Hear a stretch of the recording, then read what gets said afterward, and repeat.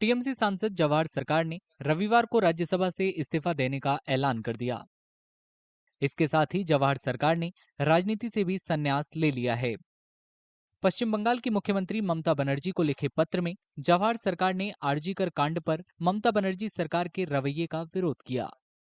उन्होंने ये भी दावा किया कि उनकी पार्टी के नेताओं के एक गुट का भ्रष्टाचार और उनके खिलाफ कार्रवाई की कमी भी उनके इस्तीफे की वजह है। जवाहर सरकार के आरोपों के जवाब में टीएमसी नेता कुणाल घोष ने कहा कि पार्टी उनके फैसले का सम्मान करती है, लेकिन उम्मीद जताई कि पार्टी नेतृत्व उठाए गए मुद्दों का समाधान करेगा और जल्द ही कार्रवाई भी करेगा।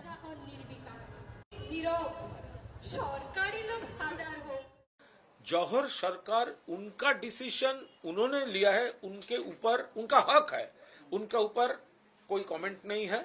और उनका जो कंटेंट है उसका कई जगह पे हम लोग भी सहमत है, लेकिन हम लोग का स्टैंड है इस टाइम में अभी तक हम लोग सोल्जर होने के नाते पार्टी के प्लेटफॉर्म से, पार्टी से रहकर, पार्टी में रहकर अगर कोई करेक्शनल, अगर कोई रिफॉर्म्स का जो प्रोसेस इस टाइम में जरूरत है, इसके लिए हम लोग भी है, लेकिन हम लोग पार्टी में रहकर दीदी के अंडर में, अभिषेक में के अंडर में ये लड़ाई हम लोगों का भी लड़ाई है।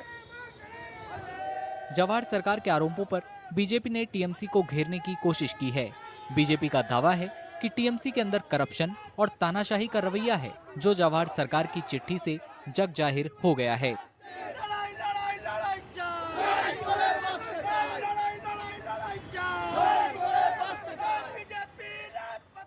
The letter written by Jawahar Sarkar, the Trinamool Congress MP, exposes the dirt, corruption and dictatorial attitude within the TMC, which now has come to mean two things: Tanashahi mindset and culture and too much corruption.